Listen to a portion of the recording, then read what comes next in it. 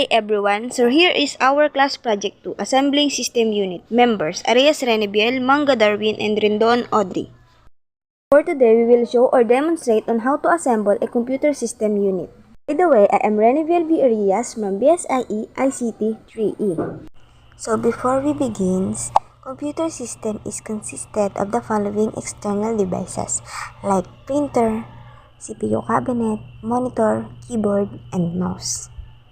Before we proceed, safety is a must. Always disconnect and unplug all sources of power before working on your computer. Some parts can store charge even after power has been disconnected. Allow some time for this to discharge naturally. Never disassemble individual parts like your power supply or monitor. Take care of sharp edges on your computer case which can cause cuts or injury. And also, please read other information that may help you to how to assemble a computer system unit. So here is things to remember. Here is some tools that may help you to assemble a computer system unit. Required screwdrivers, optional anti-static grease wrap, scissors, flashlight, and cable ties. Now you know the things to remember, which are the safety procedures and tools and materials. Let's do the assembling system unit. First, open the case. So next, mount the motherboard. Screw motherboard stand-offs into the case. The motherboard sits on the top of the motherboard stand-offs which screw into the computer case. Mounting points. The top of the stand-off has a thread for the motherboard mounting screws to screws into.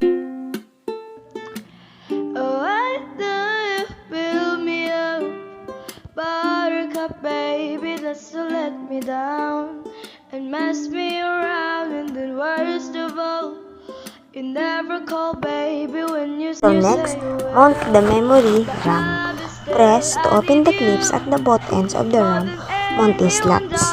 Line up the notch on the RAM stick with the mounting slot. Seat the RAM and press it firmly down into the slot. The tabs should automatically latch close as you press the RAM down, securing the RAM in the place. Install any other RAM sticks using the same process. To the door, I can't take anymore. It's not you.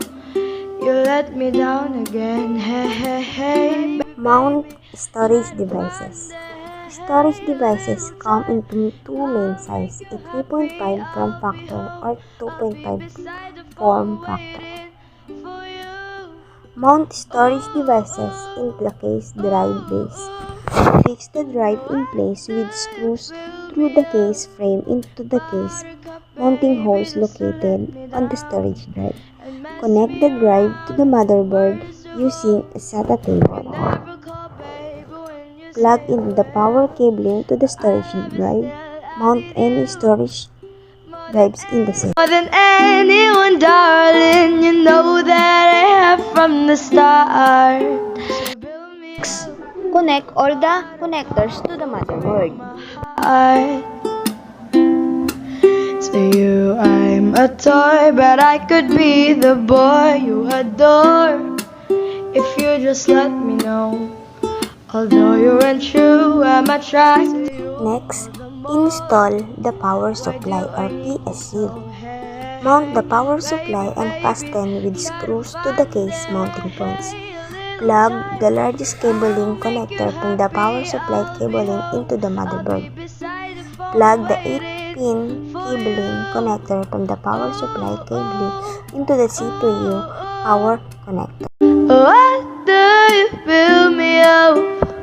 Buttercup, baby, just to let me down and mess me around, and then worst of all, you never call baby when you say you will, but I love you still.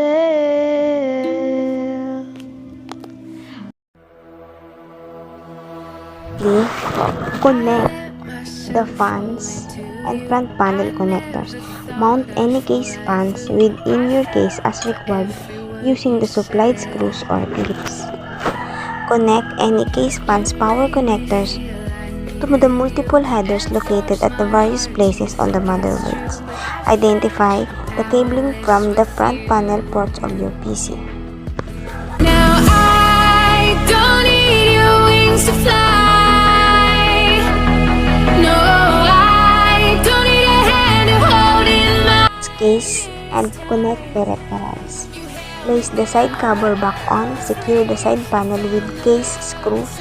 Connect peripheral devices including the mouse, monitor, keyboard, speakers, and etc. save my life.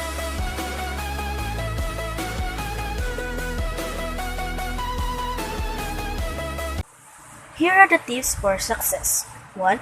Read all parts user manuals before attempting your build and follow the manufacturer installation instructions. 2. Stay organized. Only unbox parts when they are required and keep small bits like screw, etc.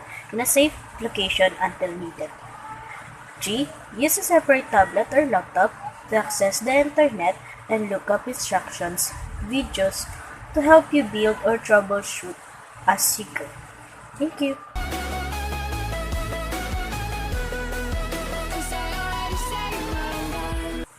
Here are the tips for success. 1. Read all parts user manuals before attempting your build and follow the manufacturer installation instructions. 2. Stay organized. Only unbox parts when they are required and keep small bits like screw, etc. in a safe location until needed. 3. Use a separate tablet or laptop to access the internet and look up instructions, videos to help you build or troubleshoot as you go. Thank you. So now you know how to assemble a system unit. I hope you learn a lot from us.